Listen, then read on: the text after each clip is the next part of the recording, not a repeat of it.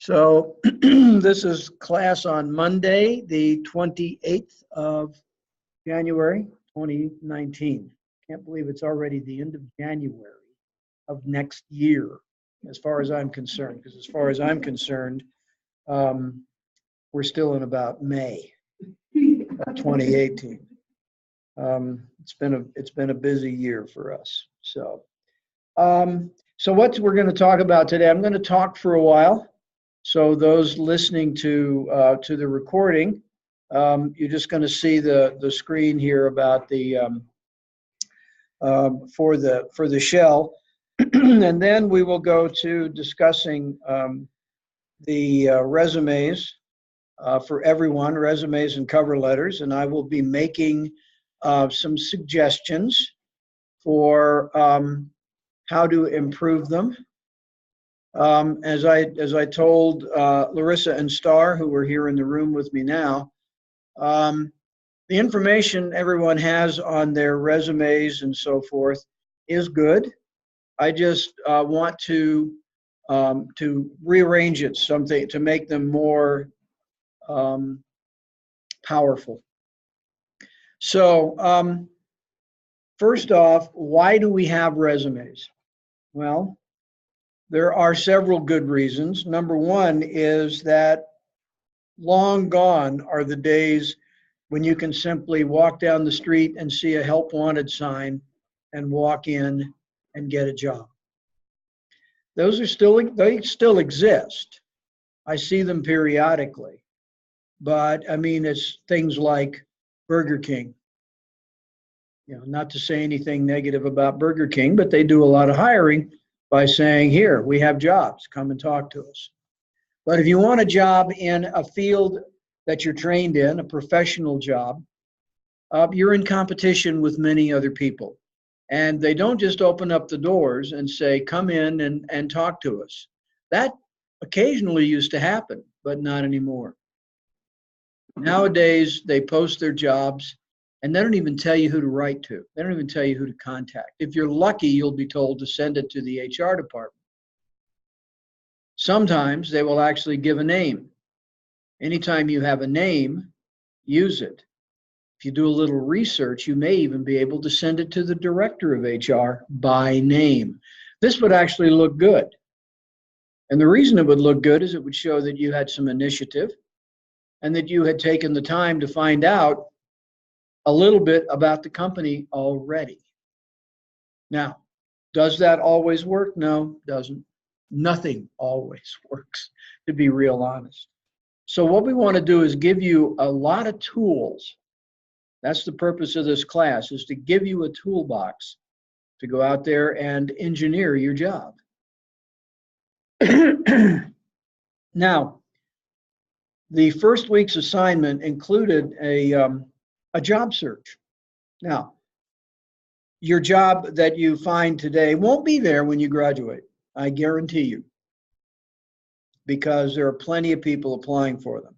But the purpose of that is that, unlike the old days, when I was first looking for jobs, I prepared a resume. It was 2 to 3 pages long, far too long for today's world, and just sent it off to a bunch of different employers, potential employers, and I got a job. But to be honest, that was 50 years ago. And things are very, very different today than they were then. So what happens now is that every position that is posted, that is a professional position. I mean, there are, you know, if somebody's looking for a job at the local fast food restaurant, well, they might not have a lot of applicants, but any professional job, you will find that you have a lot of competition.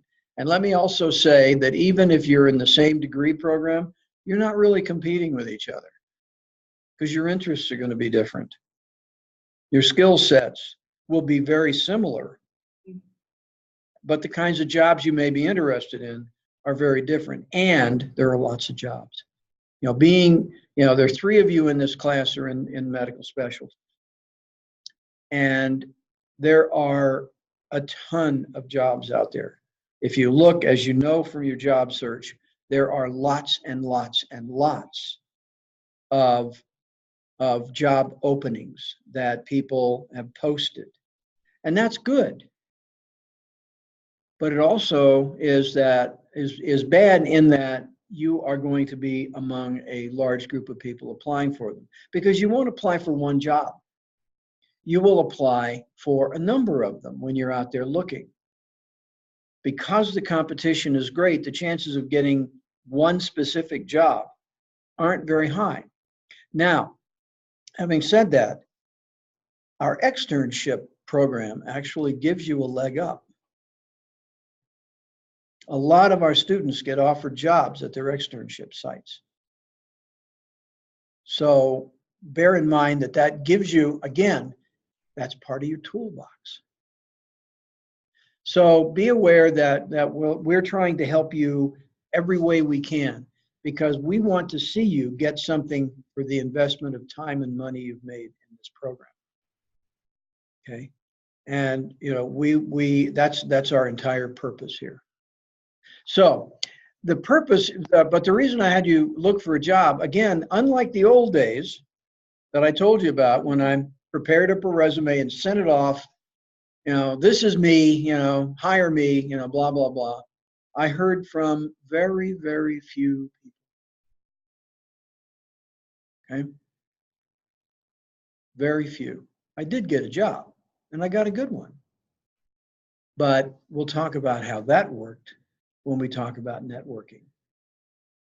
But the job market is such that what you want to do, the reason we asked you to get a job position description and I wanted you to post that, is that you tailor your resume to the and cover letter to the job that you're applying for, which means that if you're applying for 10 different jobs, you're going to have 10 minor variations of both of those.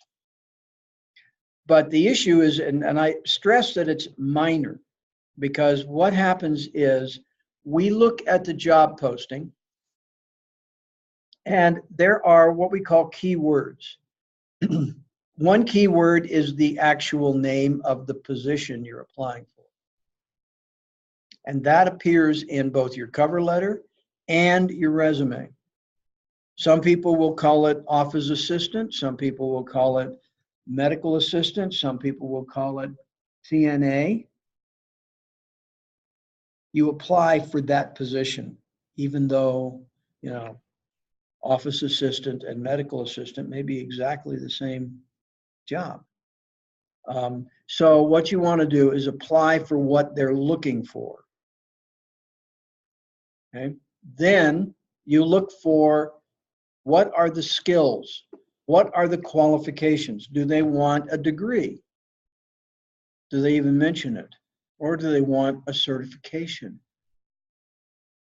You know, you always mention your degree, because again, the degree can open up doors that might not be open because somebody else has already opened it.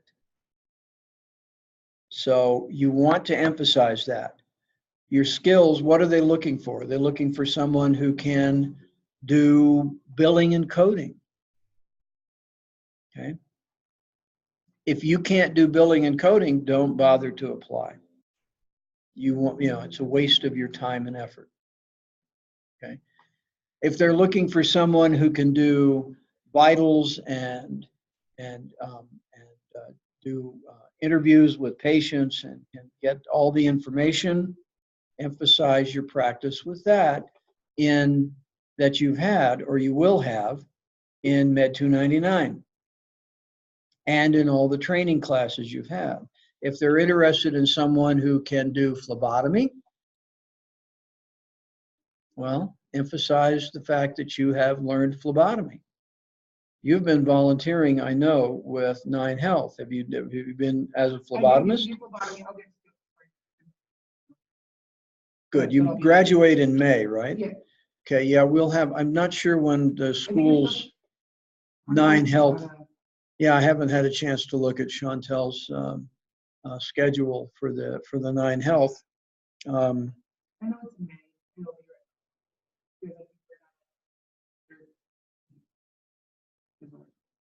Yeah, something like that, yeah.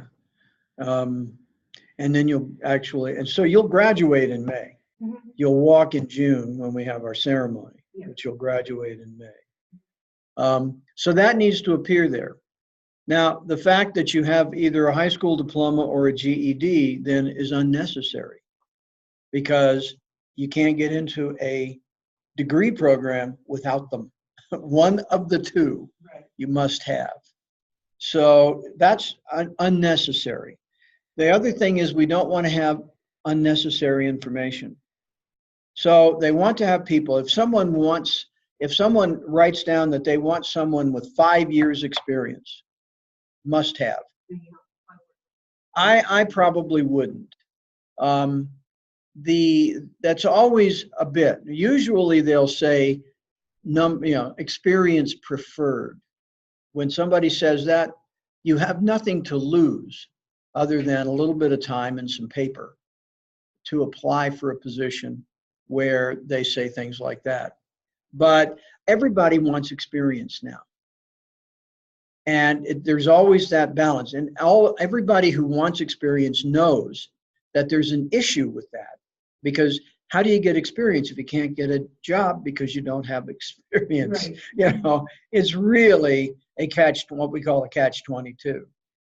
You're caught between a rock and a hard place. So unless they are saying this is mandatory, apply for it anyway. You know, then it's going to be what your competition is. If you're going up against 16 people with 5 years experience, well, your chances aren't real good. On the other hand, if those people have changed jobs every 2 months for the past 5 years, that's going to be a negative. So you just don't know. But go ahead. You can't lose by trying. And if you get interviews, whether or not you get the job is irrelevant in some ways. I mean, no, it's obviously not irrelevant. But the experience that you get from actually doing the interviews is critical to doing better the next time. That's why in the last week, we're going to do mock interviews, and I'm going to record them for you and send you the link so you can see how you sound and do. You'll get that feedback from your interviewers. What's the expectation?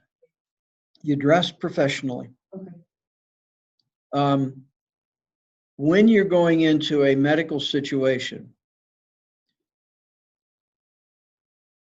it's always easy to then dress down, right? Because in a medical situation, you're going to wear scrubs. Mhm. Or the practice that we use here in the area, they wear basically slacks, and then the practice has its own T-shirts that they wear. But you can't lose by wearing scrubs on the job. When you go in for an interview, you want to show them that you can clean up, right? So we expect you to have some nice clothing, not asking you to go out and get, expensive dresses and stuff, but everybody has at least a nice pair of slacks, a blouse. We'll talk about dressing for success. In the medical arena, you may be told that it's fine to come in scrubs. Go in dressed a little bit better, because that makes a positive impression on people. So, and as I say, a lot of places now, they have basically the house uniform. They'll give you the T-shirts and other things that you'll wear, and you'll be told, wear tan slacks, or most places don't like you to wear blue jeans, but I've been in practices where the doctors came in blue jeans. It just all depends on how they work. If you end up working in a pharmacy, you'll wear scrubs, right? If you end up working in a medical office, it can vary quite a bit. If you end up in a hospital, you'll wear scrubs. Right.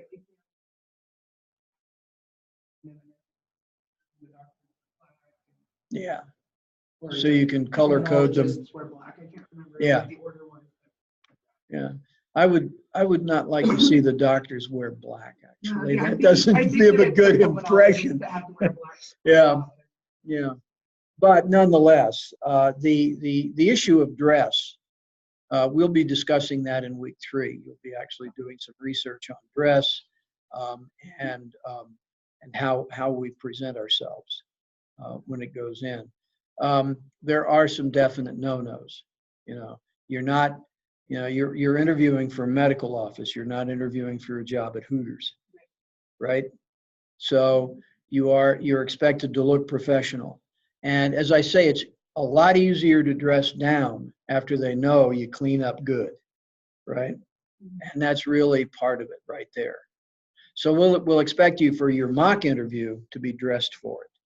Again, if you, you know, there is nothing wrong with going down to Goodwill if you don't have things that you feel comfortable with. Goodwill actually has some pretty nice things now and again. So, and I don't think they have it here, but down in Denver, they have something called Dress for Success. And they actually will give you clothing to interview for. So, you know, I don't think we have that service up here at this point. But I remember when I was teaching down in Denver that a lot of our students would go there and pick up some very, very nice things. And not flashy. You know, the usual. You wouldn't walk into an interview with looking like you were ready to, you know, walk down the runway at the Oscars. Yeah, right. Drive away in your Rolls Royce. You got it. You have to look like you need the job on top of wanting the job. Yeah. Not like your princess. Yep, that's true. So anyway, so we customize everything here when we are working with our resume and cover letter. So further down the list of requirements for the job, usually job postings will say requirements, and then they'll have a section that may or may not even have a heading, but it's basically these are what we'd also like you to have. It would be a plus if, okay? So you guys have been through, and I don't know if you've gotten any of the Microsoft Office certifications, but if you had, that's a qualification. Yeah. Yeah. All I know is this close in Excel. Well, you know, if you ever get them, then that's part of it. Whatever your certification, Med 299 will end with you going for a cert exam. And what we try to do with that class is get you to the point where we believe strongly, and you believe strongly, even more importantly, that you're going to get that certification. So that's one of the things that we want to think about is what are those? You had added 9 health fair to your draft resume. Good on you. Any volunteer work. Employers love volunteers. They make them look good, and that means that they're part of the community. So what you want to do is make sure that you do that. If you are doing anything, that's why we really want everyone, even if you're just being a traffic cop at 9 Health, to volunteer. You don't have to say what you did, but the fact that you were there, you gave up a Saturday morning at 6 a.m. to be someplace, you know. Yeah, they are. I've been doing 9 health fairs for years down here and in Denver, and supervising phlebotomists mostly. But I've also run the centrifuge lab when we had the big fairs at College America Denver. But we've been doing this for a long. It's very satisfying. It's a lot of fun, and it's a good service. It was neat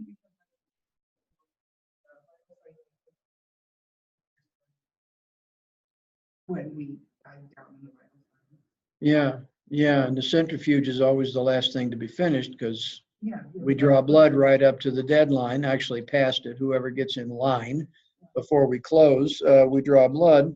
And I've had the centrifuge lab in Denver going until 3 in the afternoon when we officially closed at noon because we had so many people.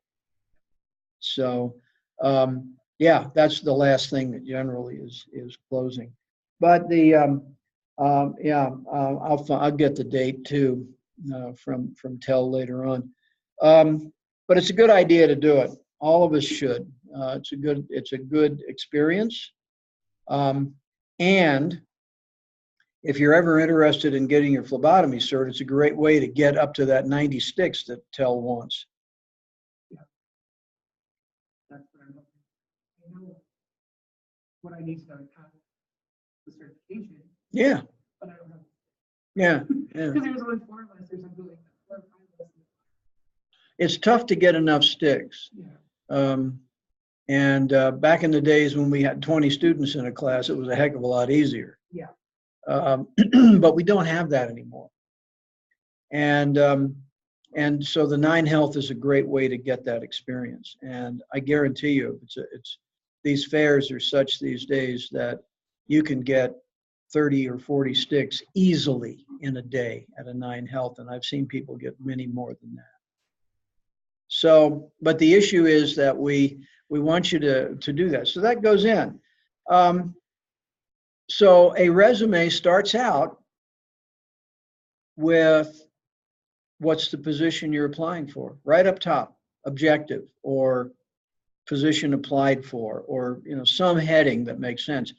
There are no absolute requirements for structure. I mean, you can send in a resume that's 2 pages long. It may or may not get read. Okay.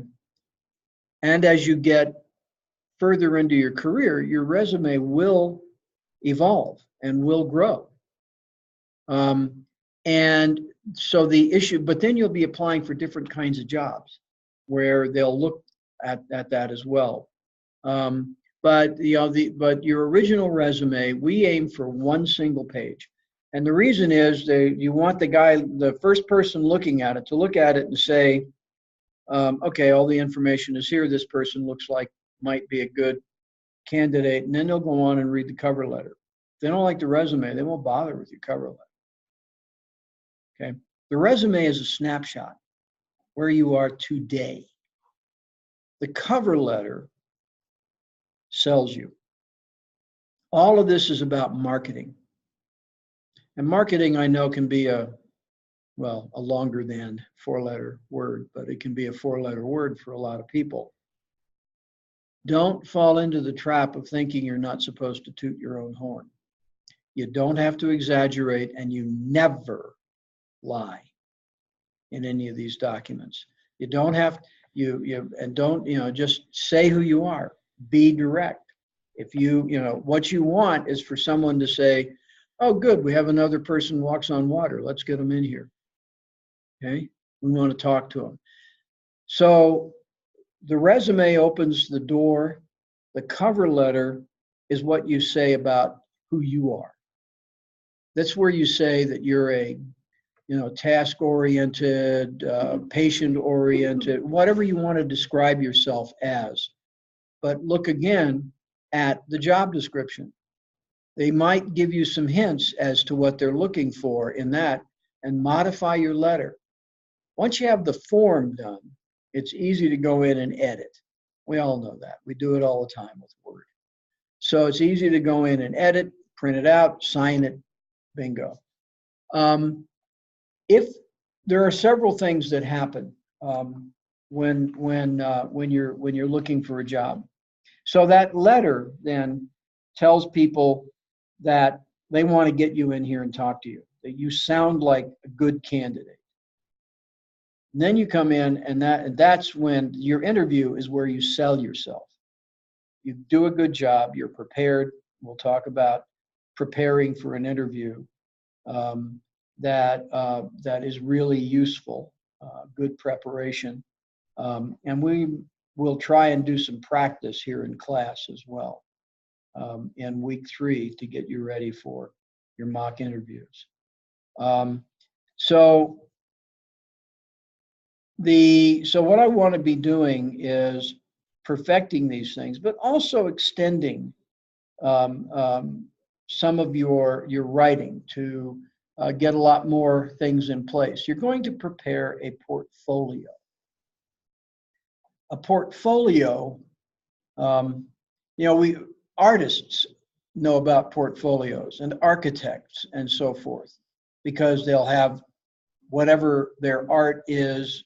If it's sculpture, they'll have pictures. If it's paintings, they'll have photographs of the paintings. If it's fine arts, they'll have all the other things. If it's we have a friend down in Denver who is a really fine glass artist, and we see some of the pictures of her work is unbelievable. We have some of her work in our home. Pictures are good. Portfolio shows what you're capable of doing. The portfolio for a professional person, however, includes everything, all their certifications, copies of their graduation papers from the school, a copy of grade transcript, a copy of a certified, by the school. You may have to provide an official copy, but having it in your portfolio when you go in for an interview, then you can, if they want that, you can offer to let them take a copy of the school's official copy, but they may want one. That's okay. The school will send it to them in a sealed envelope. These days, there are so many people who have exaggerated their qualifications that employers have had to do that. I mean, it can get ridiculous. I graduated as an undergraduate 50 years ago. And when I applied to the school, they wanted a transcript of my grades. That transcript is almost meaningless 50 years ago, but it supported the fact that I was awarded a degree and was the proof that they need in my personnel file that I'm actually qualified to talk about these classes that I teach. So you will see that all your life, so be prepared. But your portfolio will include copies of your certifications, which also includes CPR and first aid. Don't forget those. You got that. When you go in for your interview, you want to be able to say when your last bloodborne pathogens training was, because working in these labs, OSHA requires, working in a medical facility, OSHA requires that you do bloodborne pathogens training every year. Okay. Being familiar with it makes it a lot easier. The first time you go through it, it's a lot of stuff to absorb. But by the time you've done it a couple of times, you can fill out their exam in your sleep.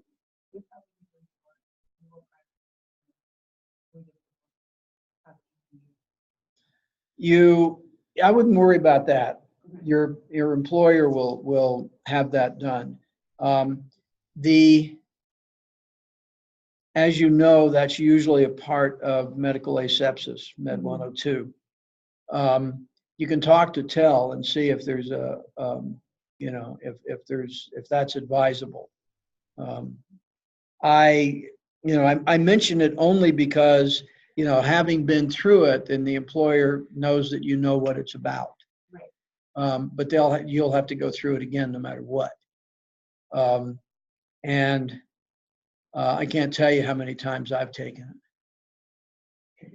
it. I used to arrange them down in Denver, the trainings through one of our vendors. So I was doing it sometimes twice a year. But nonetheless, we did this and we set it up. So and then I used to teach medical asepsis 2 or 3 times a year, so I do it in every one of those classes again. But that's okay. That's okay. You can't ever get that too many times. But be aware that you want to note that you've been through that. Everything you've done, whatever certification you get at the end of Med 299 or any other time, there's nothing that says, there's only a few certifications that have to be done at the end of your program. And the medical assisting one is one of those. But you can take phlebotomy anytime. We had a student who went ahead and certified as an ECG tech right almost as soon as she took the course. She studied for it and got it. So there's some of them you can take at any time, but things like medical assisting and I think patient care provider, PCP, I think that one you have to take later as well. But nonetheless, any of those. So what happens is what you want to do really is create on your computer your master resume and keep a copy of that someplace else on a flash drive, whatever, someplace else, because of course we all know computers fail. And when they fail, you lose virtually everything. So do that because it's an evolving document. Every time you change addresses, update your resume. Every time you get a new phone number for any reason, update your resume. You get married and change your name, update your resume. How does that, weird question, but how does that change for our certifications? Do we have to go through and get everything in our certifications out of our main name? No. When you are, you will find when a lot of people will ask you, have you ever been known, credit does this, right? Have you ever been known by a different name? That's another way of saying, did you change your name because you got married, divorced, whatever? So no, your certifications won't change. You may have to notify DORA, the Department of Regulatory Agencies, that your name has changed, so that when someone actually does a search, they can actually find you, because they will check. You can claim all the certifications you want, but they'll check, or they can. So what you want to do is be careful with that. When you are my rule of thumb for all of these kinds of documents, resumes, cover letters, etc., is keep it simple. Don't try to make it the complete compendium of your life. You're going to do that in what we call a master application, which is later on in the course. You will download a spreadsheet where you will have everything you've ever done. It looks a lot like the amount of data that you would need for a government security clearance, and it pretty much is when they want to know everything you've done for the last 10 years of your life or more. And so I learned to keep a good record of all of that years ago, because when I was in the Army, I did have to apply for security clearance for the job I was doing. So, and I've also had clearances in the past. So I got used to doing that. And there they want to know everything about you. For your job application, you're going to have several sections. Obviously the objective, or the resume. Objective, skills. That should be number 2. Here are my skills and qualifications. Okay. Number 3 is education. Number 4 is experience. And then number 5 is honors, volunteer work, etc. You put that at the bottom. But the object is to keep it to 1 page. The only experience you put down is that relevant to the job. Your master application will have everything else. If you worked your way through high school at Burger King, that'll be there. Okay? If you went off for a summer and did work as a, as a volunteer up in one of the national parks, that would be there in your master application. People will look at holes in your employment and say, well, what did you do from here to here? And they won't look back very far. And they don't care about what you did in high school. Really. It's useful to be able to say, yeah, I started working at 16 at fast food place X, or as a server in a restaurant. All of us have done this. I've been a bartender, a waiter, a ditch digger, to pay my way through school and through other things in my life. So, but that doesn't go on my resume. My resume is tailored to whatever the position is. Right. On mine, I put that I currently do personal care, but then also I do homemaking. And I've been doing homemaking since 2013 because even though there's gaps in my employment, somebody told me that I can use homemaking as part of it, even if it's been private. I've been taking care of somebody. That is actually, I would classify that as relevant to a position working at Banner Health. My resume, I did the personal care homemaking. I cared for somebody, and I put in there that I cared and that I used universal precautions and that personal protection was used, stuff like that. Just to put it all in there, because I have been taking care. I've actually been taking care of somebody since 2008, but I only put 2013 because that's when my life kind of went. Right. Well, when you're interviewing, you may have an opportunity to talk about that. Because a good interviewer is going to look at that and say, well, tell me about what you were doing in this personal care job. Right. Because what's working in a medical office but personal care? Right. It's slightly different type. I mean, it's not taking care of bedbound patients and cleaning them up and doing all the other jobs that you have to do in those kinds of positions. But it's all about how do you interact with people. And the fact that you've been taking care of one person for a number of years, whether you started in 2008 or started in 2013, if you're still doing it, it's 5 years. So it must be successful, and you must have a good relationship with the person you're taking care of. That's what people are looking for, is hints as to you, how you interact with the people that they deal with. I recently was, as I said, I was on the East Coast dealing with some health problems. My father's 102. And we were trying to find a place for him he really needs to be in a place that can provide him more care than where he is right now.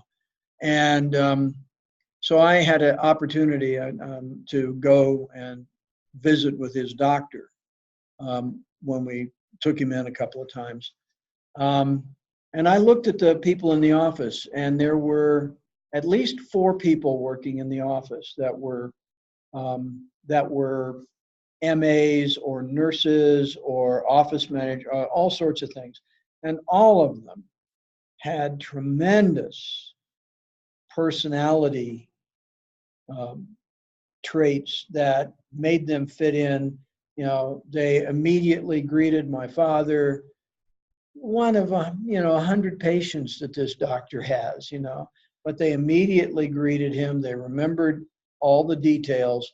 I mean, they did a job that made me feel, because I'd never met this doctor, and I really was trying to assess the kind of care that was being given.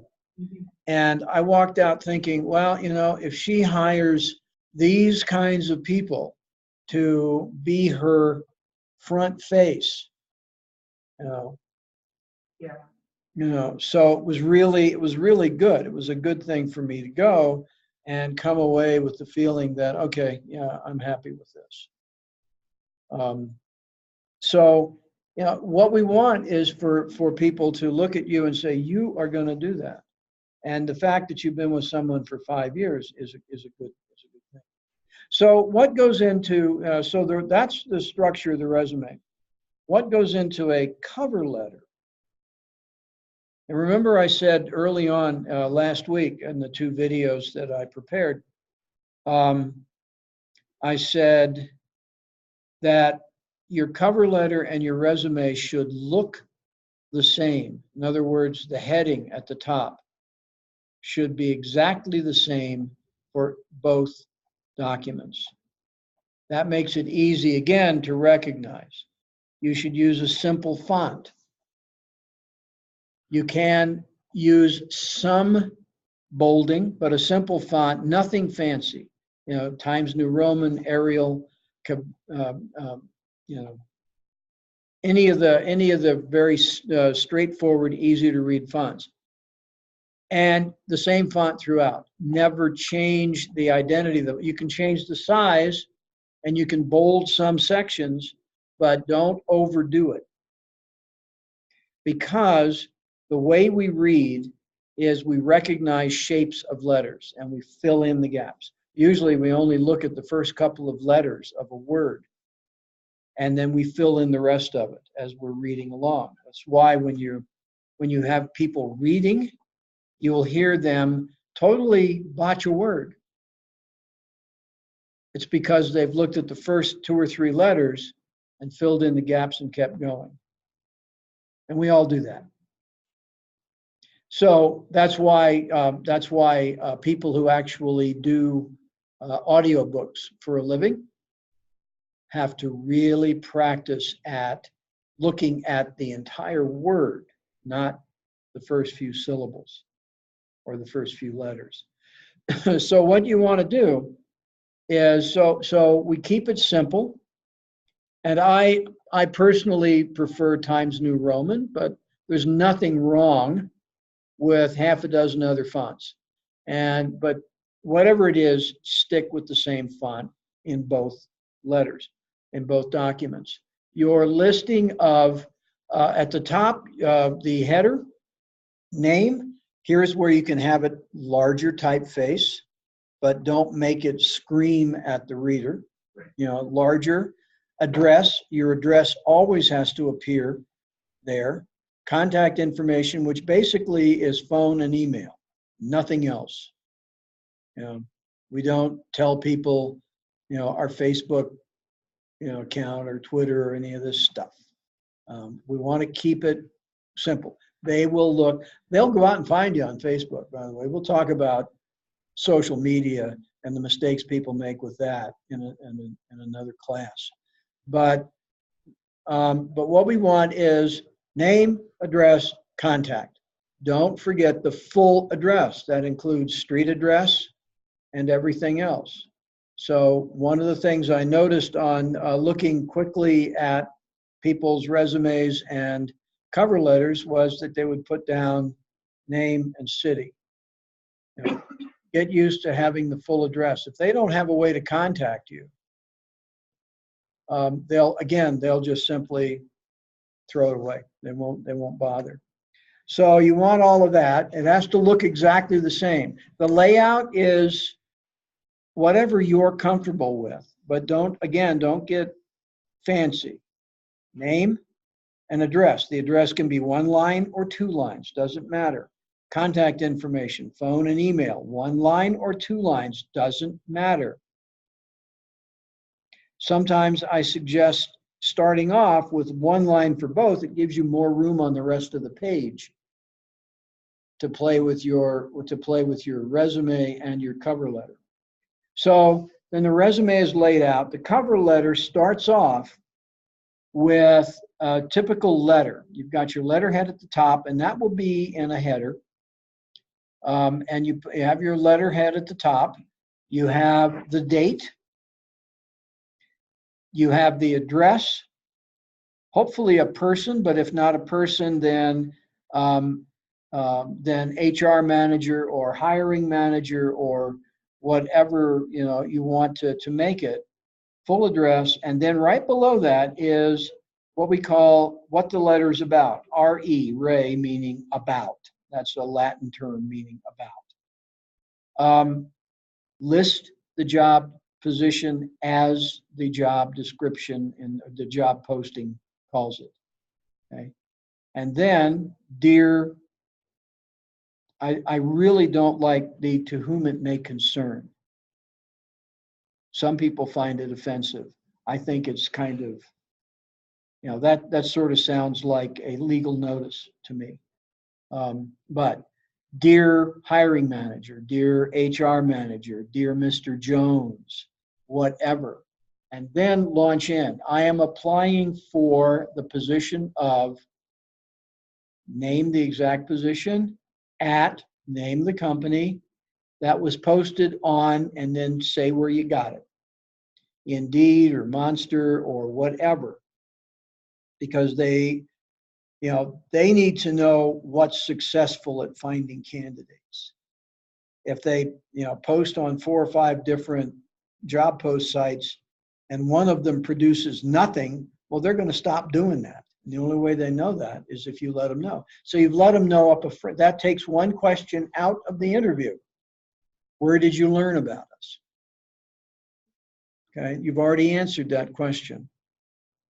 Okay, then you move into, this is a typical 3 to 5 paragraph document. Again, we keep it to a page, but there needs to be enough information. You go into why you're qualified. I am a caring person, whatever. I am an experienced caretaker. And then a narrative of what's on your qualifications section. But it is keyed to this job. If they want someone that has patient care experience, you key in on that. They use terms, whatever their terms are, we call them over there, we call those key words. And what we want is for the things that they are really looking for to appear. Here's what happens with a lot of these resumes.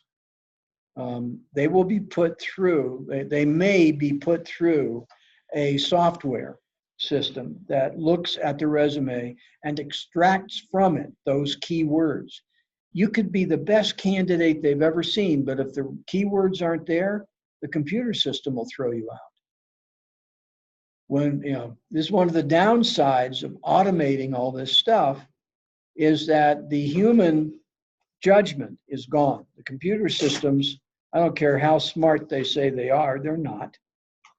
The computer systems will reject you if you don't have the right words in there. So you want those keywords in there, and lay it out, and then talk about your experience. I worked for blah blah blah for 5 years.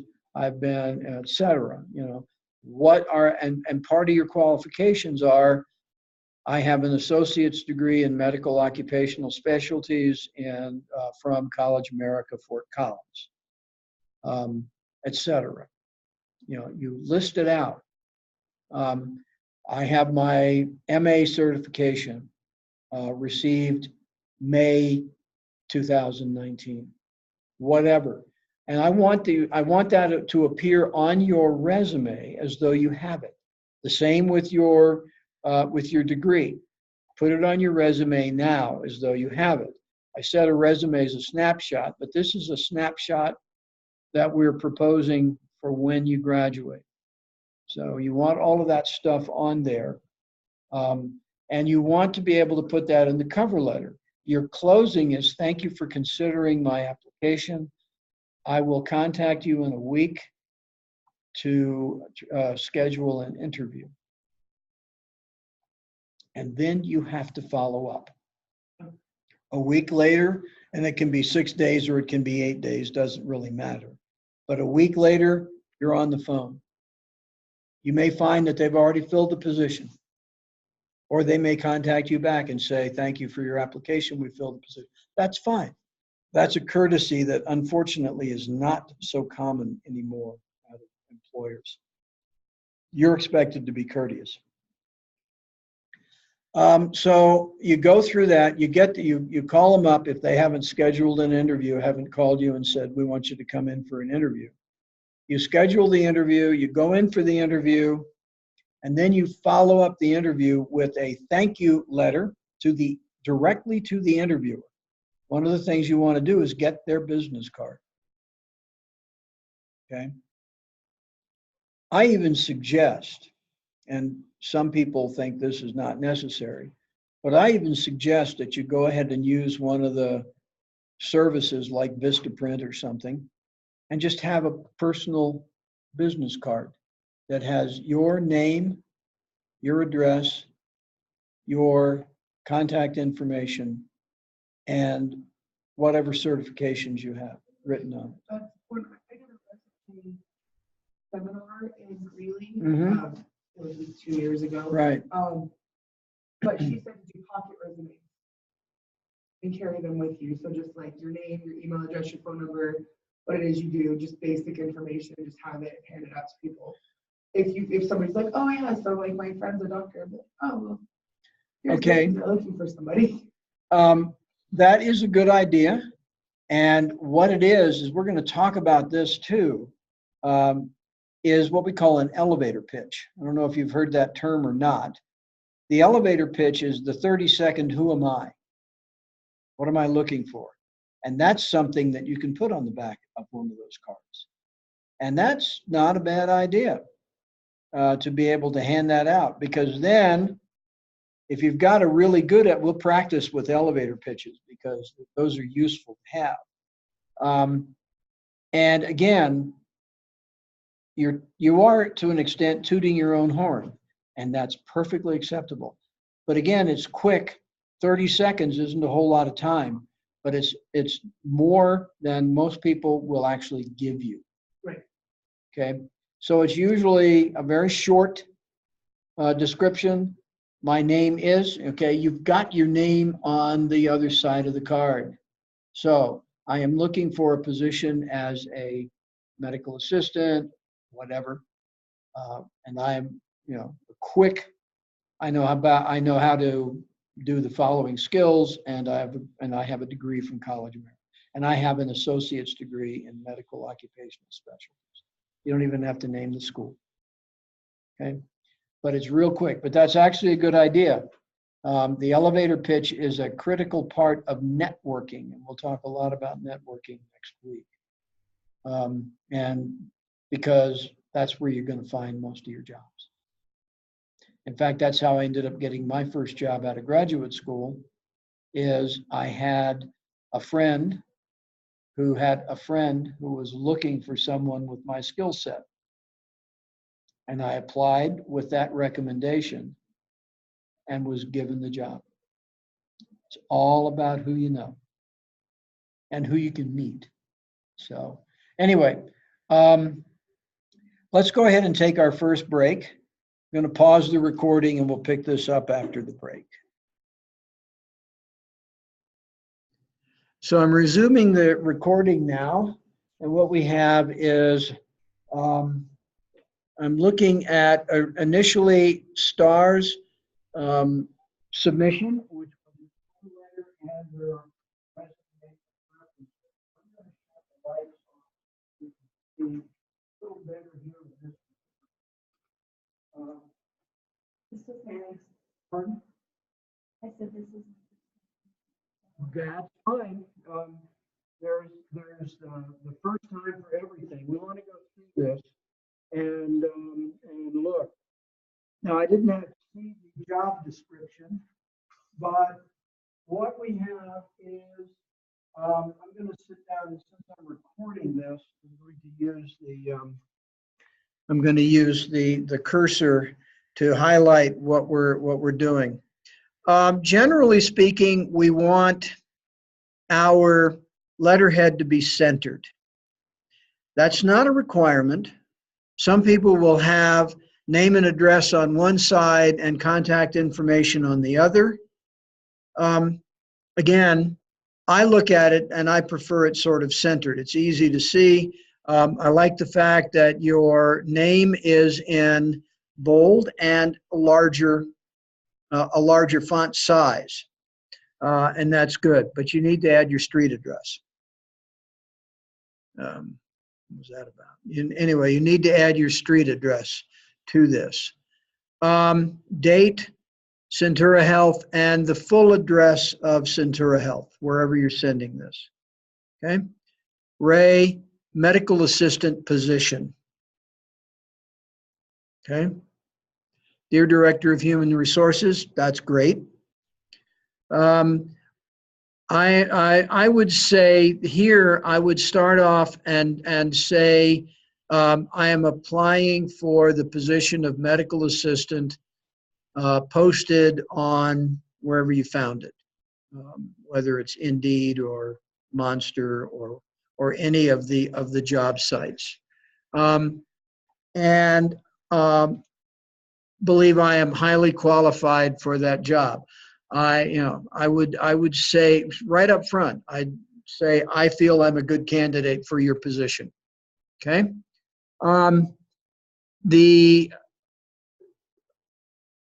I like the statement, I'm familiar with your organization and believe my combined experience and skill set and demonstrated commitment will support your company's mission. But that goes down at the later part of the letter. After you have gone through your qualifications and your skill set. Okay? And then go through that, list all these things, and you going back, I'm not seeing the Centura Health job posting. I don't know what their qualifications they're looking for, but make sure you look at that job posting, and if you can, go ahead and send it. We can talk about what those keywords are. Make sure you go through there. What are they looking for? Are they looking for someone with they're obviously going to be wanting to have someone who is already certified. So you will have, so what that says, if this is the kind of position you're after, your goal in Med 299 will be to come out of it with a CCMA certification, right? So you want to do that and get prepared for that. And I would start preparing for it, quite frankly, now. It's a tough exam. It's actually a tough exam. So I'd start preparing for it now. But I received my CCMA in whatever, May or April or what. Well, actually, when are you going to do 299? Do you know? Okay, so you're going to, so that mod will end in March. So I received my CCMA in March 2019. Okay. And I have experience with. Okay, we'll go through, we'll take a look at your resume in a moment and look at what your experience base is. But describe yourself as well. What kind of person are you? A dedicated caregiver, a high energy worker, whatever you want to describe. Well, again, we hesitate. Our society doesn't encourage us to toot our own horn, to tell people who we are.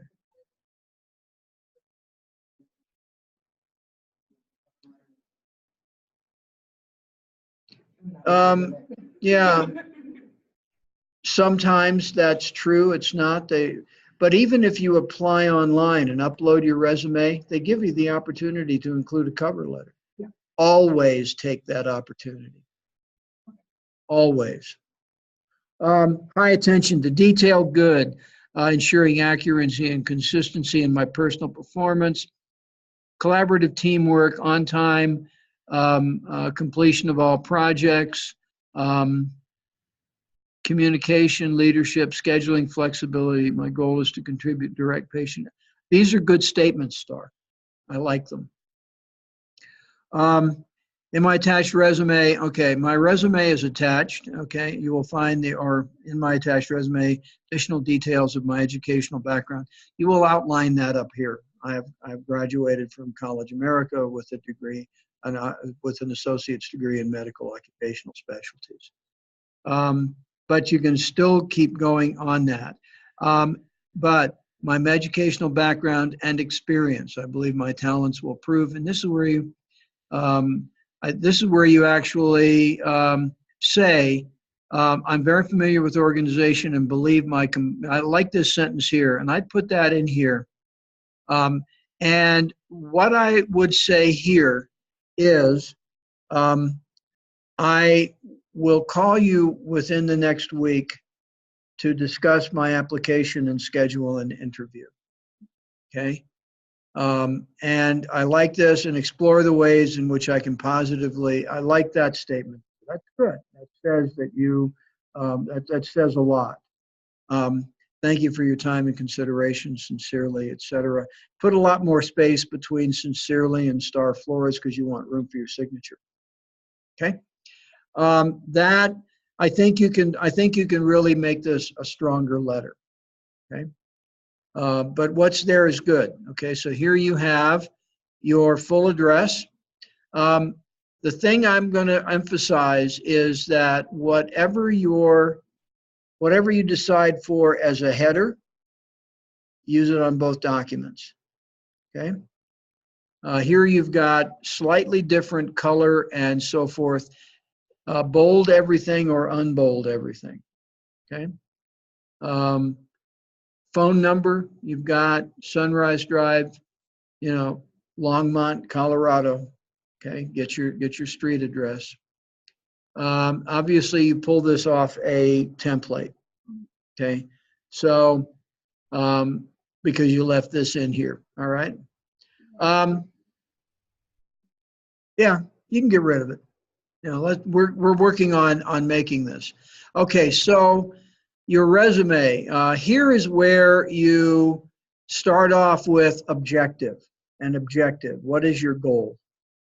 Your career goal. And you can either right or left justify this or center it, doesn't matter.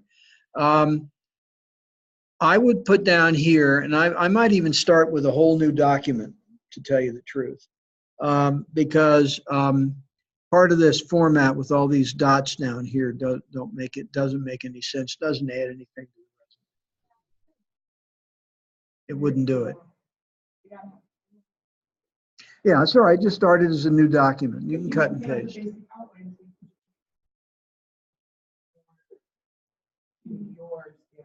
Right, exactly. So what we have here is a chance. So what you have as your objective: medical assistant position with Centura Health. This is what you want to do. Make it their job that you're after, not just a medical assistant position with a medical group. Okay. Education. Okay. The date here obviously is not correct. Here is where your skills and qualifications go before education. Really, because you want them to know what you have, and the skills and qualification can include all of these things. Okay. But you start off with, but I would start with your CCMA certification that you're going to have at the end of your program. Okay. You really want to think about this information here. I would include HIPAA, and I would say here that you've got first aid and CPR, so basic safety practices is not necessarily something you need. Any other real training, medical, unless you have a certification in EHR or EMR, electronic medical records, or billing and coding, I would just include that in your skills and not repeat it down in certification, because you don't have that certification. Yeah. Did you get you took the EMR? When did you do that?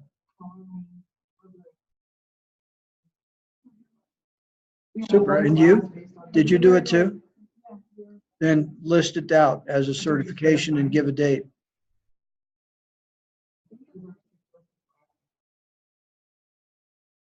Yeah, check and make, if you have that certification, you want to put it down, for sure. Okay, skills, you've got, actually, some of these are skills, safe patient handling, preventing needle stick injuries, that's not necessary. Elder abuse, what you need to know. But the ASHI first aid, basic first aid and CPR needs to be there, okay? If you've got EMR certification, you want to list it. You know, certifications. There are some people that say, you know, we don't want you to be certified in everything. And there are other people that say, we want you to be certified, you know, great, you have these certifications, you're qualified.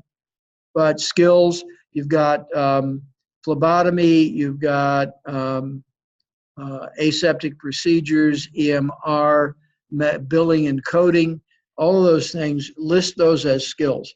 Then list your education. You know, associate's degree in occupational specialties. And then on the right side, you'd put the date, be May of 2019 or whenever you're actually going to graduate. And then College America, Fort Collins. Okay, and that's all you need to say. Then you want to have your any of your experience that's related to this. And if you don't have direct experience, get something that is at least peripheral, where you've gotten some, where you have experience with customer service, or as that's something that you can use.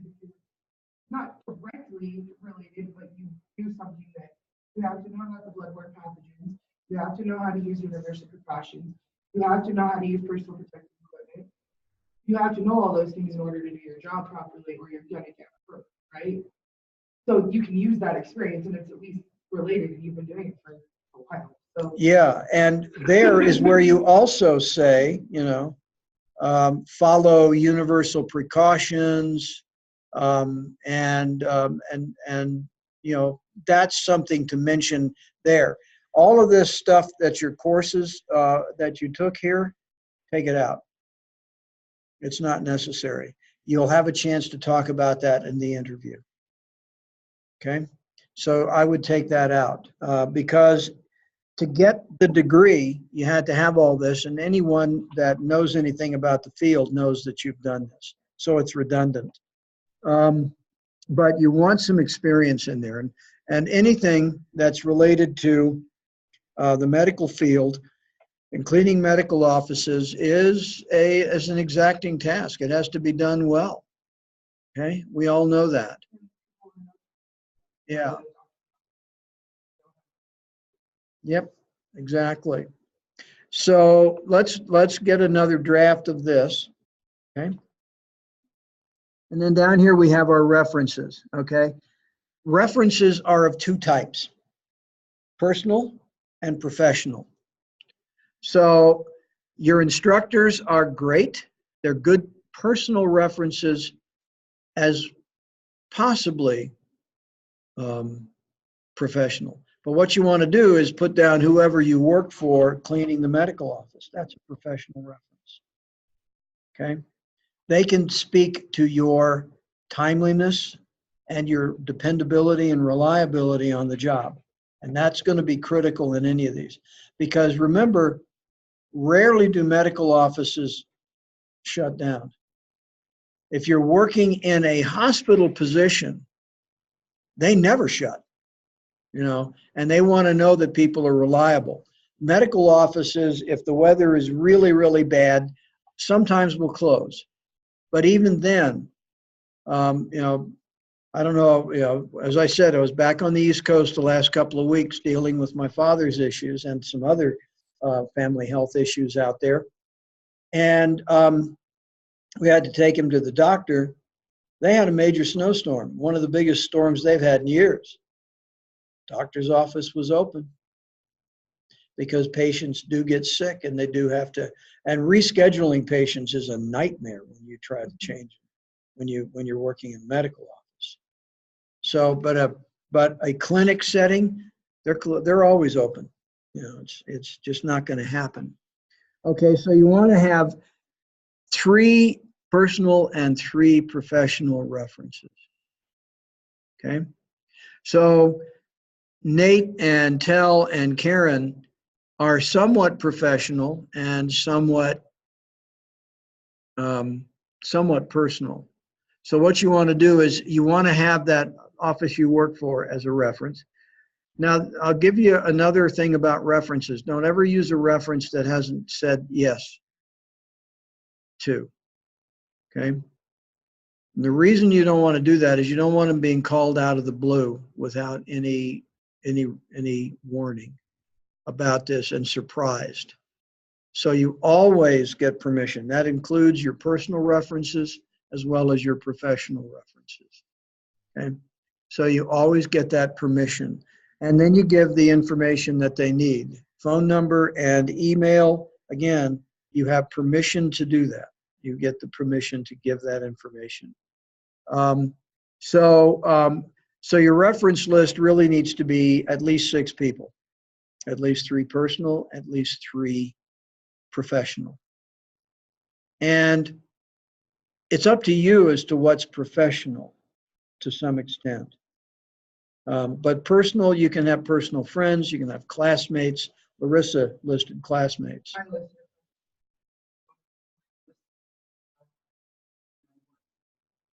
Yeah, Those would be personal, but there was only 3 people that I could think of right off the top of my head. saying, yeah. "You've given me permission." So you have time to think about this. The references is, again, we want to have those references, okay? So, any questions, Star? You know, what's here is good. Let's make it better, okay? So let's now go to Larissa. I'm picking on you 2 first. Quite frankly, pardon? Because you're here. Exactly. You got it. Okay, so here's Larissa. And I want to be sure that that's actually being, yes, it's being shared. Okay, so here's Larissa. This as a, I would say all black. Okay. You know, I can don't, promise you. yeah, I know. They do that and they want you to do this. I mean, it used to be they'd say, people that would help us with resumes would say things like, well, you need to have a different color paper so it stands out in the pile. They know that trick, right? Not worth it. And colored paper is more expensive. You know, plain white paper. I mean, in reality, to be honest, if you were really looking at the psychology of how we read and what works for best contrast, you'd use yellow print on a black piece of paper. Nobody does that. I also don't recommend it. Okay. Yeah, right. So here we have, this is a decent format for a letterhead. That's fine. What's here? Street address, telephone number, and email. That's what you need to have on this, right where they can find it. Start off with a date, Human Resources Department, Banner Health.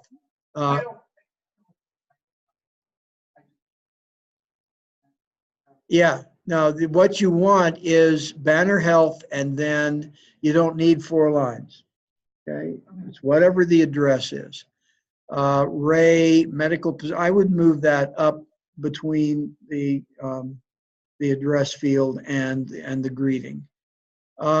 Please accept my resume after looking. Okay, on recruit.net, great. I found I am applying for the position of medical assistant that was posted on recruit.net. And you can even say, you know, last week or yesterday or anything like that, so that they know where it came from. I believe my educational experience and background meet the functions of the description for medical assistant at Manor Health Facility. My skill set includes, okay? Now, I would start off here. I received my associate's degree in medical occupational specialties from College America in May of 2019.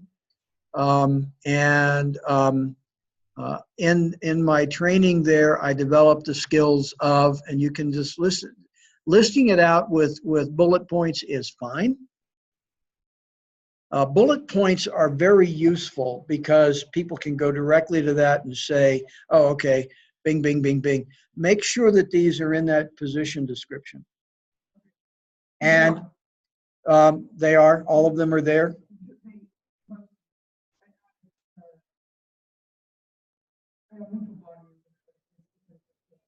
They wanted you to have electronic health records. It wanted you to have patient intake. It wanted specimen collection because it's for a clinic, not for the actual hospital. Right. And vital signs, like vitals. Okay. I just added the phlebotomy just because it's another. Okay, what I would do is I would have the ones that are listed, they're the first in the list, and then the extra things go at the bottom. Okay? They want to see right at the beginning that you have what they're after. Okay? I'm attaching my resume. Here is where the next paragraph is. I have been working with patients for the last X years in doing direct patient care and so forth. You know, talk about your experience taking care of the people you've taken care of. Again, there is nothing wrong with making sure that people know that you're the right person for the job. All they have to do is wake up, basically. But you're the right person for the job. So you want to include that information there. Thank you for the opportunity to apply for this position. I will call you next week to discuss the status of my application and set up an interview. Thank you for your, thank you for the time and your consideration of my application. Sincerely is a good one. I like sincerely. It's pretty neutral. Anything else starts to get maybe a little bit too personal, but sincerely or some of those neutral closings.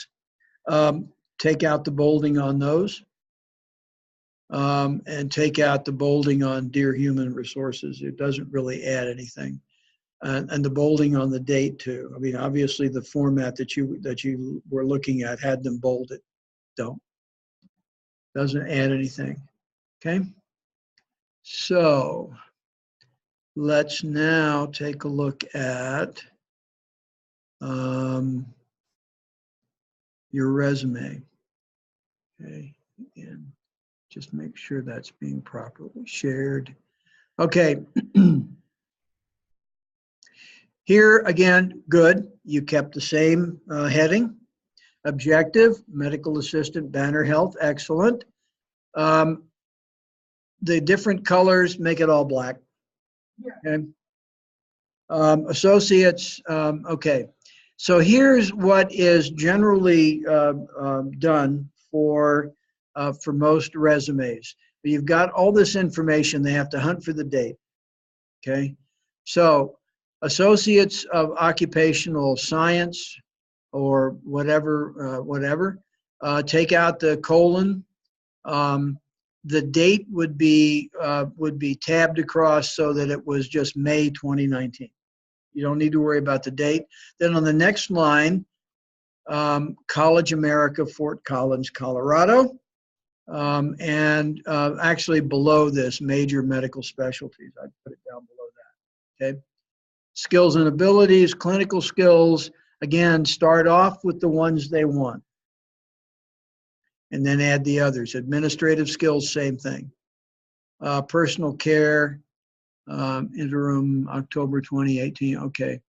Start with this one first, the homemaker. Okay. And you're caring for, you've got, if you have, been doing this for a long time, and then your interim assignment you picked up in October, that would go at the bottom. 9, health fair, good, you've got the volunteer work. This is pretty good. Let's tweak it, make it better, okay? And then let's go to your, whoops, I don't want to do that. Let's go to your references. Yeah, that's fine. You can always get that. Again, let's just make sure that it's sharing properly.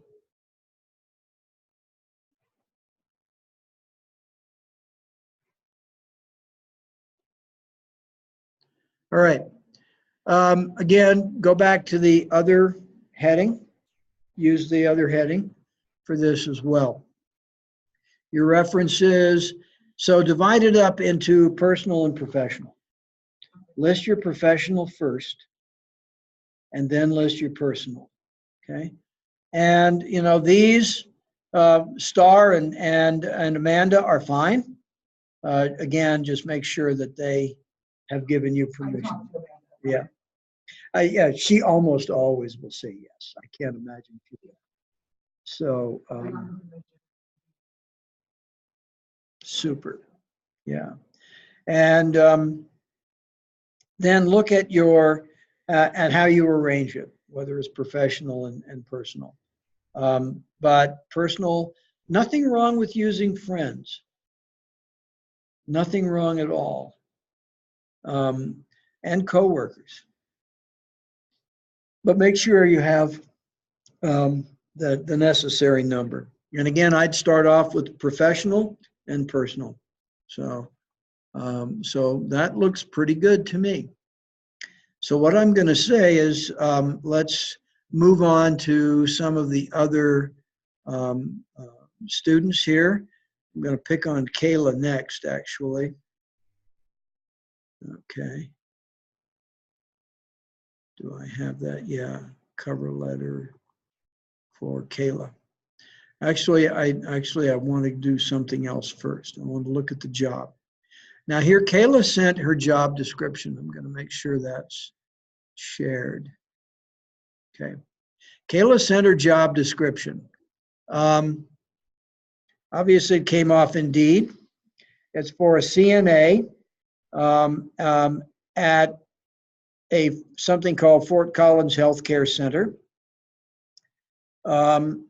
So what it's looking at, who you are, a CNA, they're looking for a CNA, so somebody who has their CNA certification. They're looking for someone who can talk about their ability to work with others and how much they enjoy it. Current state certification. Fort Collins Healthcare, now blah, blah, blah. So they're talking about the company, and they don't really, let's see, let's read through this.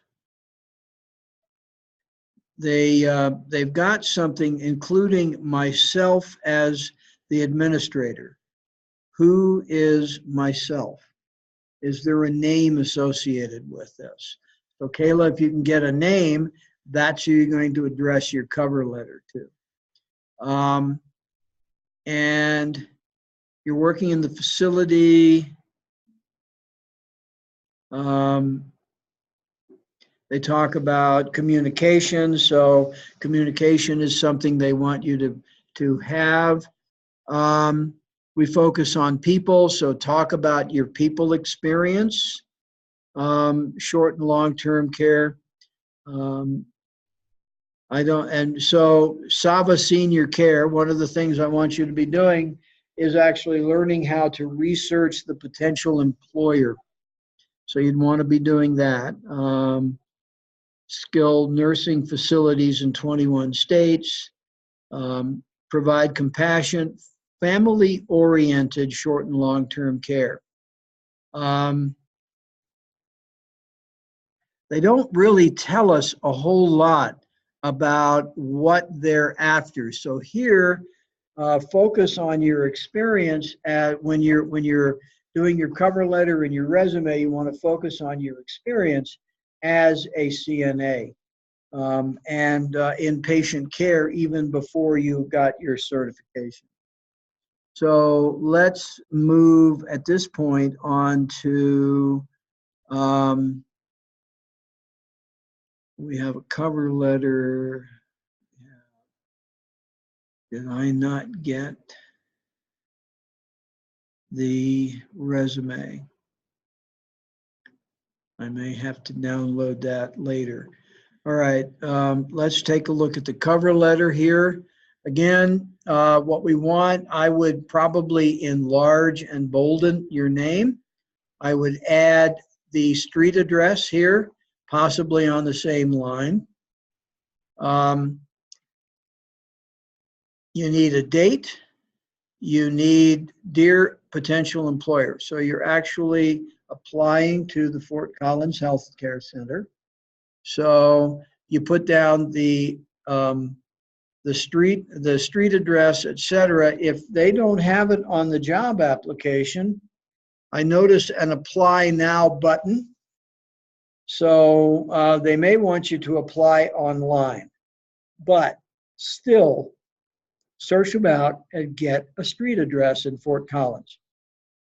You can look, either do a search for Fort Collins Healthcare Center or Saba Fort Collins, but you can find what they're looking for, get a street address, and actually put an address block in here with that.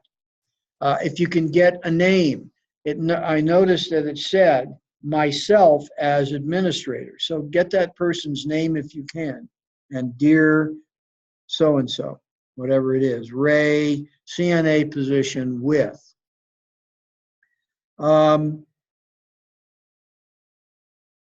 Here it is. I found your position on Indeed.com. I am applying for the position of a CNA. Start off with certified nursing assistant. Obviously, Microsoft did its favorite thing when you write down CNA and rearranged it to CAN. So you need to go back and change that. It's one of the frustrating system problems with Microsoft Word.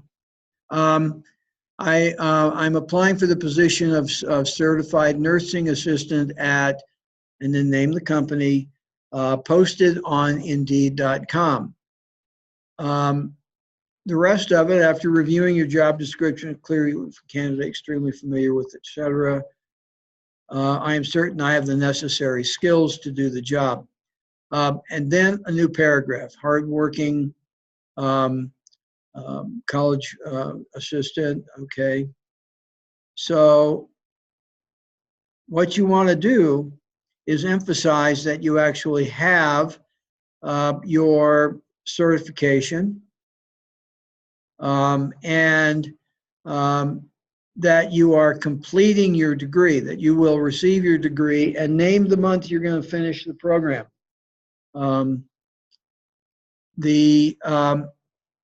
I love this. During the course of my academic career, I also managed to accrue nearly 12 years experience in the medical field. I would say, learned the various skills needed to fulfill this position, such as, and list them out. Been consistently appraised as efficient by professors and peers. I am a dedicated and professional person who is dependable, timely, skillful at my job. After reviewing my attached resume, I hope you'll agree I'm a type of competent and competitive candidate. I look forward to elaborating on my specific bills. Don't ask them to contact you. They will if they want to, but tell them that you will contact them within the next week to discuss my application and arrange for meeting with you. Okay, thank you for consideration. Look forward to meeting you soon. And then obviously sincerely, and then space for your signature and then your typed name. So that is what I would do with this. Let's get on to the next iteration of this letter. And I'm going to pause the recording while we take our second break of the morning, and I'll come back and look at your resume, Kayla, at that time, and then we'll go on to Mark's. All right. I have Kayla's resume up. Okay. Again, we want to have the exact same format for the heading, the header, as for in both the cover letter and the resume. Doesn't matter which one you choose, but use the same one. Okay, so again, the various things that are needed are here. We just need to rearrange it. What we have is objective. We need an objective statement as to where where she wants to go. The objective statement would be CNA and then CNA position at and name the target employer. Then we want to have qualifications and skills.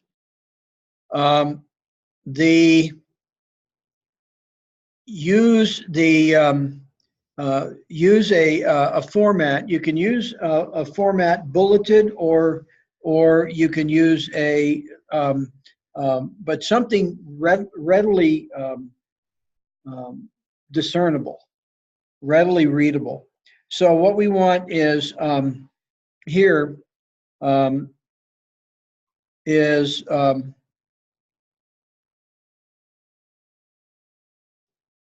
it says quite clearly we have certifications and licenses at the bottom. Our skills and qualifications are licensed CNA, and then list the things that you can do.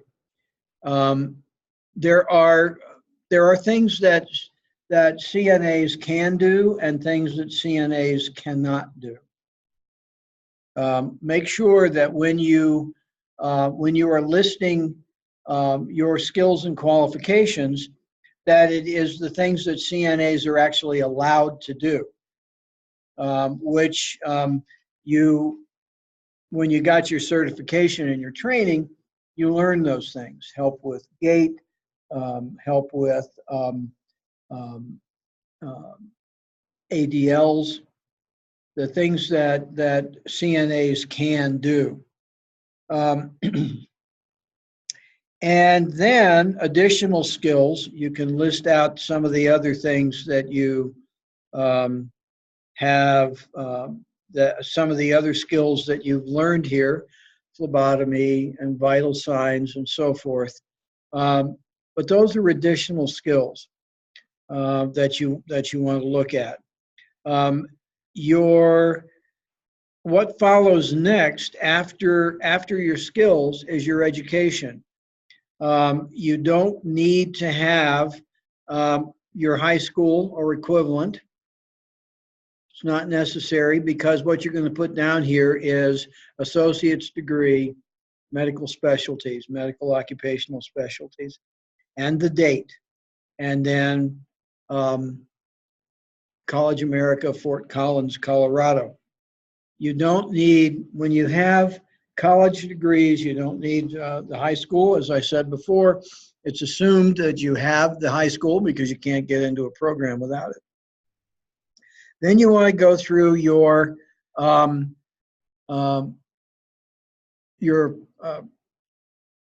experience, starting always with the most recent experience that you have. So you have, what I would say is you have work experience as a CNA, Med Pool Professionals, Fort Collins, Colorado, CNA, and then the dates, September 2017 to September 2018. Here is where you can put down a little bit of the duties. You don't need to put down duties for everything, and don't list every duty that you ever did, because you still are trying to keep this to one page. Golden Peak Center, and then the position you had is a CNA. If that's what it was, that's great. Then you list the times. Bridge assisted living, caregiver, caregiver for elderly. Senior and disability service at Grants Pass, that's good. Aid at Pinewood Care Center in Idaho. And is Pinewood one word, supposed to be one word? It looks like there's a space there that shouldn't be there. So list all those out, but you don't have to go into a lot of details about your duties. You'll be asked about those in the interview. But what's good here is that you have quite a few years of experience down here. One of these jobs goes back to June 2009. So the other thing is you have a gap here. There are many reasons people have gaps in their work experience. Education, child care. If you have a baby, it's not unreasonable or uncommon to stay home and for the first couple of years of the baby's life to be home. That's what my wife did with both of ours. She was a home health physical therapist for 40 years, but she took time off when we had our two kids to stay home with them. So there are plenty of reasons to have gaps in your employment, but be prepared to answer the question of why in the interview. As I say, there are lots of good reasons. Also, again, this different color font is harder to read. There's not enough contrast between this pale color and the white paper to be easily read. So make everything black. Also, you sent this as a PDF. The job posting that you had was a job posting for apply here. Obviously, they're going to have you upload your resume. It needs to be in Word. So when you have it, because that's what the systems that they use to store and read resumes is used to. Most of them cannot read or extract information from a PDF. So you want to convert this into a Word document, even if it means having to retype it completely. Most of us don't have the ability to take a PDF and convert it to something else because the software to do that costs a bunch of money, as it turns out. So that's my comment here. The information here is good. Just so I want your skills to be upfront and bullet pointed so people can see what you have. Okay, you've got your QMAP. You've been dealing with hospice care and memory care and patient care. list all those out as separate bullet points. These are important skills, believe me. Okay, so now I'm going to switch over to Mark, and we have first off, I'm going to bring this up because it's his job description. So we're sharing this, I hope. I'm going to enlarge it to where we can actually see it a little bit better.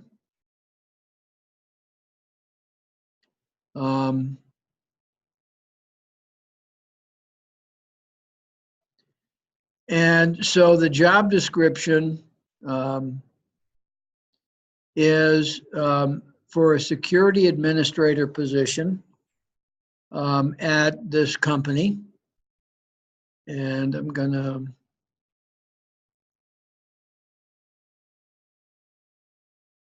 bring this down. It's obviously with Larimer County.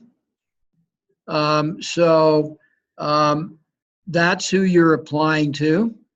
There's an overview here. There's quite a bit of information. I'm going to, because this is a photograph, I can't, this is a JPEG, I can't really enlarge it and scroll. So what we have, ideal candidates' core competencies. Okay, strong customer service, successfully demonstrating strong written and verbal communication, works efficiently, can't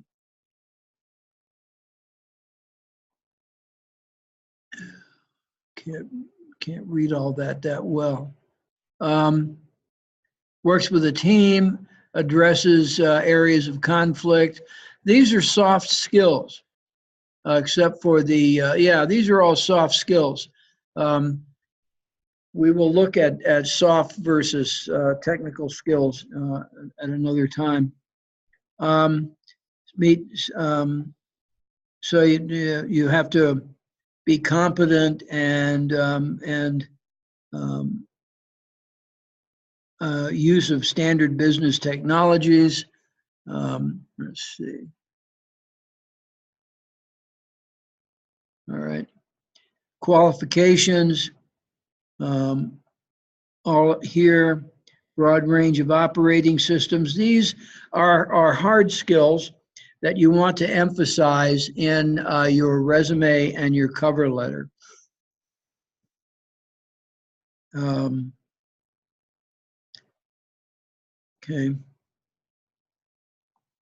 Okay, you're going to have to get through drug screening and all the other things as well.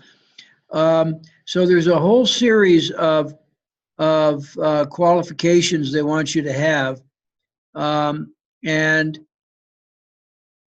being through this program here, I think you probably have them all. But the, and your experience at Ridgeview as well probably helped you. So what you want to do is when you're in your resume and in your cover letter, you want to emphasize that you have the skills and competencies for this. I would emphasize your ability to work in a team and to meet deadlines. The issue of working efficiently is not something that you can do anything but claim. But I would talk about your experience with dealing in the academic environment at both Ridgeview and here, and I don't know where you're working currently, but on that job as well. So we have a title, State Security Administrator, and a job ID. When you are writing your cover letter and your resume, I would make use of the job ID designation. Your written skills will be demonstrated, by the way, by your cover letter. So let's get rid of that and let's pull up, excuse me, let's go back to here and pull up your resume. Okay, and make sure you got it. Okay. Pulling up your resume. Again, good header. I'd probably bold. Also, make all of this completely black. This lighter color is actually hard to read. I would bold and enlarge your name. So the rest of it is there, the information you need. State Security Administrator Technical Support. I wouldn't probably put the job number that's on the posting here. I would put it, however, in the cover letter. So you started off with education. I would move that down below skills. Technical skills. Take a look at the other material that's in that job description and really look at how you can make sure that you meet some of their soft and technical skills. They want multiple operating systems, as I recall from looking at it. So I would include that. Employment, don't center this stuff. Your employment should, again, your current job first. Old Town Computers, and then Fort Collins, Colorado, 2017 to current, and then below that, IT support technician. And at this point, you may want to just list some of the things you do. I know that that's a pretty broad thing, especially at one of these little, one of these operations, but list out some of the things that you did. King Soopers Marketplace, Fort Collins, Colorado, blah, blah, blah, customer service. I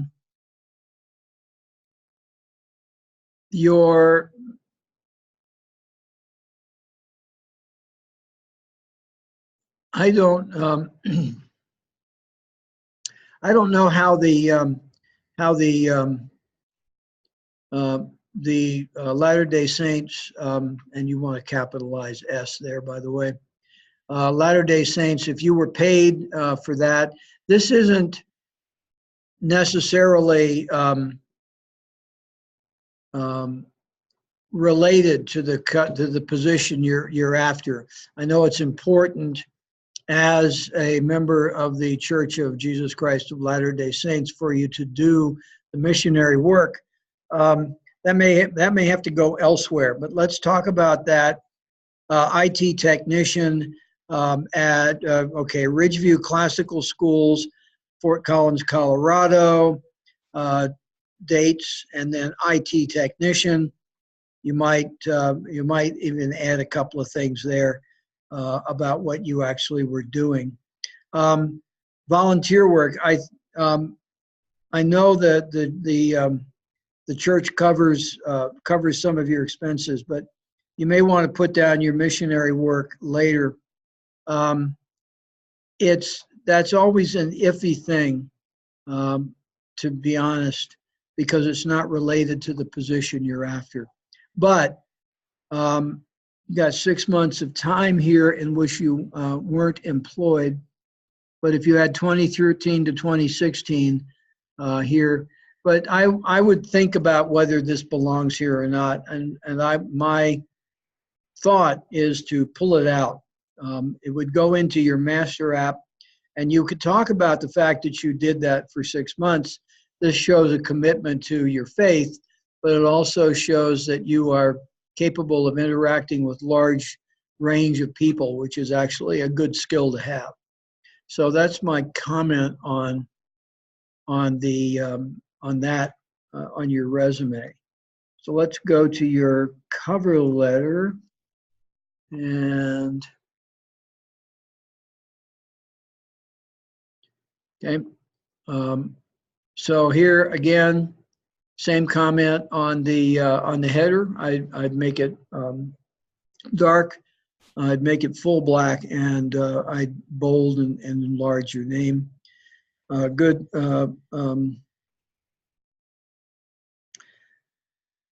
Human resources, Larimer County, find off the job application, find out what, where you'd be. This information is utterly unnecessary in this letter, and you want a 2-line address. Your human resources team. I'm applying for the position of IT specialist or whatever, I can't remember, security, anyway, whatever the position was, I can't remember right now. Again, IT support. As posted, and then tell them where it was. Tell them where you got it. Maybe you got it off their website. I don't know. But as posted, give the job number that's on that application, because that will tell them exactly what you're interested in. And then tell them that you have experience in IT support. And I like this, a passion for all things technology, and grown that passion to include helping people with technology. That is something that I think is definitely worth saying. And positive, energetic, upbeat person with great organizing skills and love to have a clean workspace. I would just leave it off at organizing skills. Everybody, that's, in order to be good with IT, you have to have a clean working space, as far as I can tell. Been able to run a full IT department for high school and loved being able to help people with their computers. Okay, and here your qualifications. I, again, would talk about the things that are in the job description. You can list them out in bullet points or narrative form, but make sure that you cover what they're after. I would, here is where I may move this first sentence. Always had a passion for all things technology. Move that down into this. I've always had a passion for helping people. This sentence can be replaced with these this first sentence in your upper paragraph, and we'd cover this thing perfectly. Closing it out, I'd love to have the opportunity to sit down with you and discuss how I could help manage your systems. I will call you within about a week to discuss the status of my application and schedule an interview. Thank you for your consideration. Not thanks you, but thank you for your consideration, and leave space for your signature. So those are my comments on this draft, and for all of you. As I said, I think the information you have is good. Let's reorganize it, make it a little more concise, and make it more powerful. Okay. So if you have questions, you can always contact me by email, or come and see me or schedule an appointment.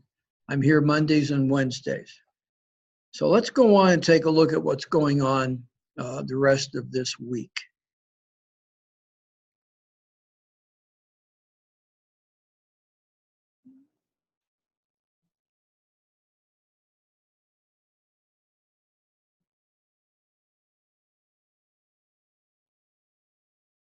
Okay. So in week 2, we have, I want you to go ahead and submit another revision of your resume and cover letter. We're going to go through these, and I will make comments, and we'll work through them each week. The assignment this week, the discussion is about interviewing. Let's bring that up. And there are a number of things here, but let's go back and look at, let's see, where is the information for this? I can't ever remember. Okay. Let's go back and look at the course media. Okay, for week 2. Week 1, you had a number of documents and videos. Week 2, you're looking at chapters 3, 4, 7, and 8 of the ebook. And you're going to, I want you to look at all of these links and take a look at all of these videos. These are actually well done videos. Many of them are done by the school. Others are from outsiders. But we have a number of things that we're working on. This week it's networks, and we're talking about interviewing. And I want to go back to the networking assignment. We'll spend some more time on that. But I want you to do a couple of things. Don't worry about these templates for the cover letter, etc. We've talked about that. Master application. If we click on master application and open it with Excel, I want to be sure that that's really what's up here.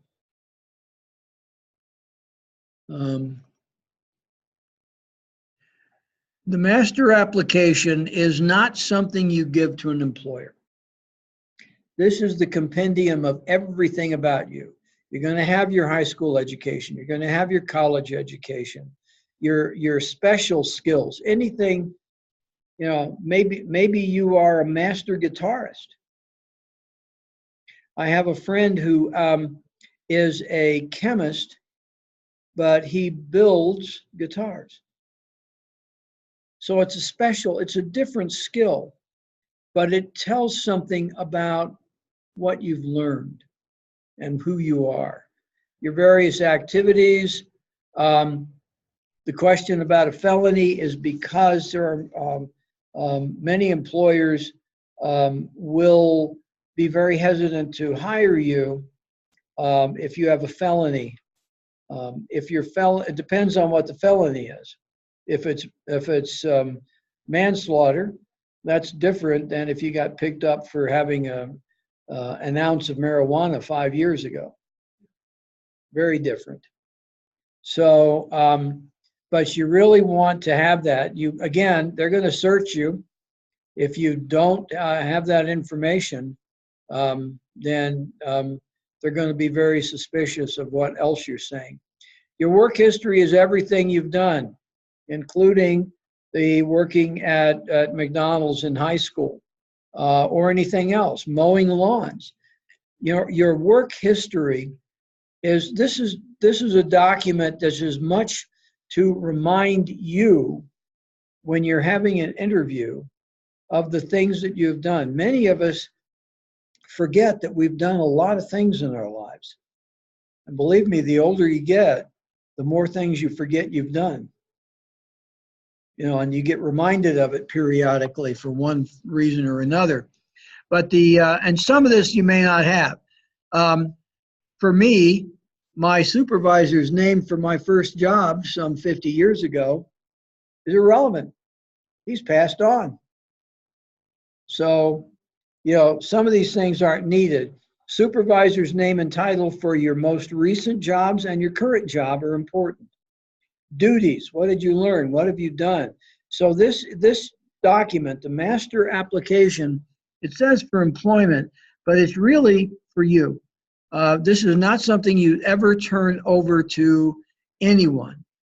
Now, let me make a comment for this class. Do not put in social security number. Do not put in driver's license number. Okay? Nothing needs to be there that is personal. For your own use later on, you want to have it. The information here really helps you, again, look at what questions you may be asked in an interview. Let's see. So the master app is something to look at and start working on. So I'm going to go back to course media. Let's go there. So we have all of these things here. Now, let's go back up to this week's activities.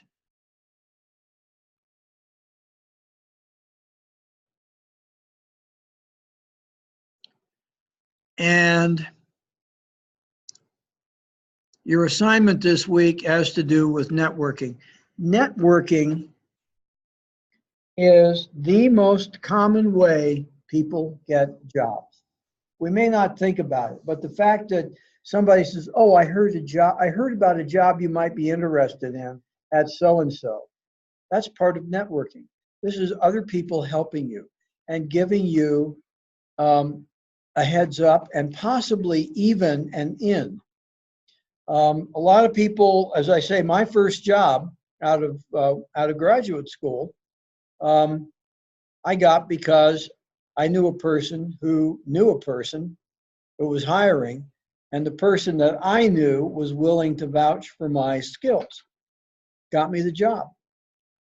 I had one interview and I had the job. So networking is important. Networking is many, many things. There are networking meetings. A number of, one of the reasons that I actually teach at College America is that I had, I was between, I had left my previous position. I had a company that I ended up having to fold. And I just randomly picked up a teaching job at another school down in Aurora, teaching chemistry to nursing students. And I found out I liked it. So I went to a networking function at which there was a College America person. And 3 days later, I was hired. So it's meeting people. I walked into this networking meeting with a couple of, with some copies of my resume and some business cards, and ended up, by the end of the day, having my first interview scheduled at College America. And so I went to work at College America in Denver. That was in October of 2010. And in 2016, I transferred up here because we moved from Arvada to Loveland. So networking is a common way of getting a job. And never underestimate it. There's lots of ways of doing this. There are networking meetings, there's job fairs. We had a job fair a year ago at the ranch out here in Loveland for medical. So they have them. That's a networking meeting. You go there prepared to talk to people about a job. And several of our students actually got employed as a result of that. So one of the things is to create a LinkedIn account if you haven't already done it. LinkedIn is a professional networking site. It's not exactly a social network, because almost everyone there is networking for business reasons, either their personal business or they're seeking for a new job. But it's a place where a lot of people get information and form networks of contacts throughout the industry. So you want to go ahead and set up your profile and take a screenshot, or get your URL from your LinkedIn account, submit that, or take a screenshot of the homepage. Then we'll take a look at your LinkedIn profile. Professional, there are lots of things you can put in there. Professional has a lot of different definitions, but among the many things you can put into a LinkedIn profile are personal information, such as your family status, your information about you, but it's mainly about your job status, your career goals, and so forth.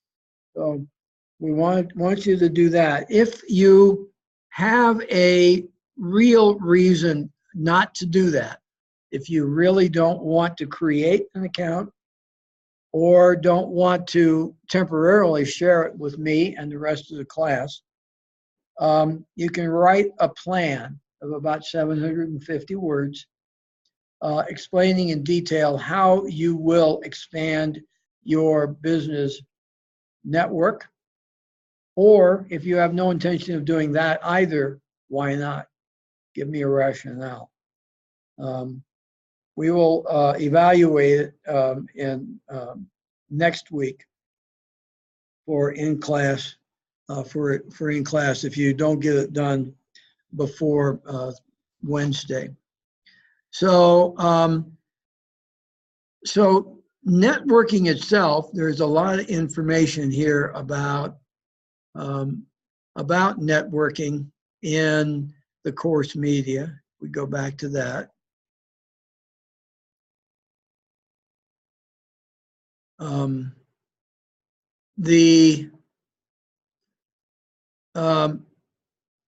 There's there are a lot of documents here and a lot of things. I believe these links work. If you find one that doesn't work, please let me know. Occasionally these things are taken down from the website. In my evening class, when I was preparing for the mod, and we get our classes sent to us by the school a week before you can open them. So I went in and took a look at a video and based some of the things that I wrote in a discussion post on that video. And then when the students got a hold of the course, the video was gone. So they can suddenly disappear. I try to do a quick QA on these to make sure that everything works. And the last time I actually taught this class, everything here worked.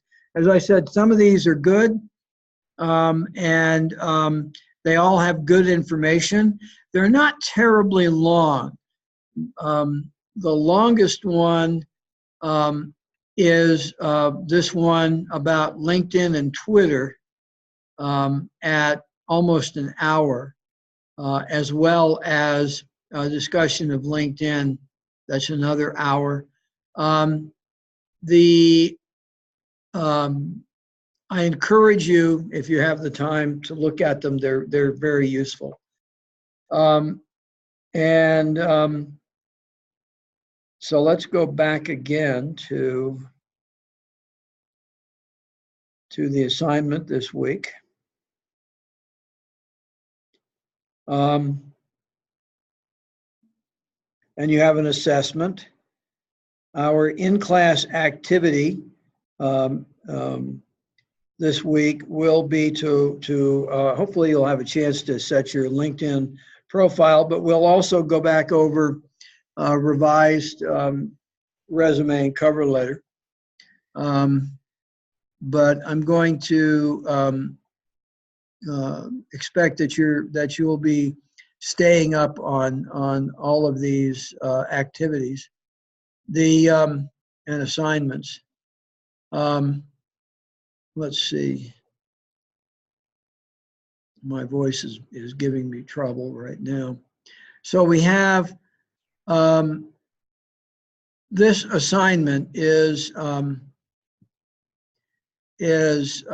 something that will help you with preparing the master application and working with the various areas of getting your job search and job documentation in place.